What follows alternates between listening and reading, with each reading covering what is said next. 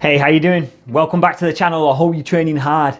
Now, if you need a new gum shield, this could be the video for you. Now, this is a new product. It's literally just come out onto the market. The company was good enough to get in touch with me and ask, if we send you a gum shield, will you try it out and will you give us a fair review? Hopefully a good one, but an honest and a fair one. And of course, I agreed to that. I asked them first of all as well, before you send it to me, this is a vegan martial arts channel. We are cruelty free here. Is it cruelty free? It's not going to be made out of leather, but what about the dyes and things like that? So they were good enough to confirm that's all right, it's no problem. Now, it's like every boil and bite gum shield out there is different. Okay, you've got your standard really cheap ones where you just stick them in a bit of water, stick them in your gob, and you're gonna have to trim them down. And the first thing I thought when I opened it, the first thing I thought when I got this was, wow, it looks a little bit smaller than your average boil and bite gum shield. But then I thought, hey, I do end up trimming down every single gum shield out there. The instructions that come with this do say, hey, make sure it fits to just the right part of your mouth, covers the right amount of your gums, and if it doesn't, then you want to trim it down. Now, this is the first boil and bite gum shield I've had where I've not had to trim loads off the back. And sometimes when you trim off the back of a gum shield, it's not not always a clean cut. There's no real tool for it. So, you're always in a bit of a mess. So I found really, I've not got a small head, I've not got a massive head, but this fit me perfectly. It's nice that it comes in its own case. There's nothing worse than these gum shields that don't have a case. It's disgusting that. Where do you put it when you're finished?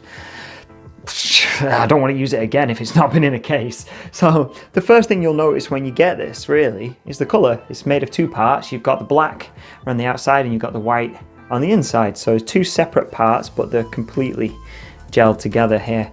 Now, at first you just think, oh, that's the design, okay? They've gone for black and white. But what you'll notice is when you put it into water and you start to mold the gum shield is, the inside molds easier. So the inside of the gum shield was really conforming really well to my teeth. It wasn't difficult to really get, like the vacuum sort of feeling that you want to get when you're setting a gum shield. You should be pressing your tongue in at the back and sort of sucking the air back. It was very easy and very comfortable. So I was actually surprised by that because I didn't expect it. I followed the instructions, but like I say, this is a new product. I hadn't quite seen a boil and bite gum shield like this myself. Now there are grooves on the bottom of the black part.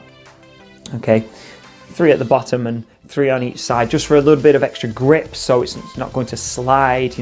Usually you'll find when you boil and bite a gum shield, the bottom part, you'll be biting into it. So the advantage with Mouth Armour is that the inside is molding easier, the outside isn't just going to be squashed. This is a problem really with a lot of the kids as well. We've got some very popular kids martial arts programs. Naturally, they've all got to have the gum shields. Everyone who's putting a gum shield in for the first time, they bite too hard or too soft. Whereas this was very easy to mold. It's been very comfortable in sparring. It's been very comfortable in bag work as well. So expect another video where I show you a little bit of training. I'll give you a little bit of commentary, let you know how I was feeling when I got caught. I'll let you know how I was feeling when I'm working on the bag. With new pieces of equipment, especially with gum shields, I do recommend that you just wear them at home a little bit as well. I didn't wait until I got to the gym to mold this. I molded this at home in my own kitchen, and then I got used to wearing it. Okay, it feels comfortable, and then the first time I'm putting it in my mouth isn't my training session. So all in all, I recommend that you buy one of these. If you're looking for a boil and bite gum shield, this could be a good option for you. Now, I'll leave a link below. It is an Amazon affiliate link, so I do get a few % of the sale for that. This video wasn't paid for in any way other than they offered to send me a gum shield for free, so I just wanted to be very clear about that.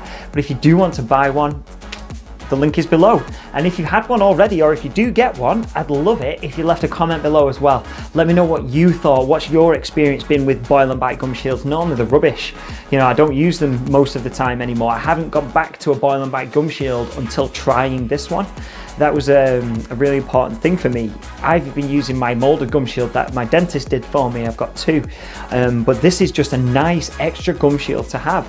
You might not have the budget to go and get a gum shield professionally made, so boil and bite is the perfect option. So again, let me know if you do use one, because I'd love to know your opinion too.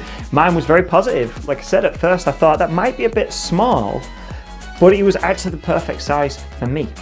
Maybe if you've got a really big head, or if you've got a small head, you might just have to trim a little bit off. I'd love to hear your opinion, and I'd like to know how your training's going. See you in the next video, my friends. Peace.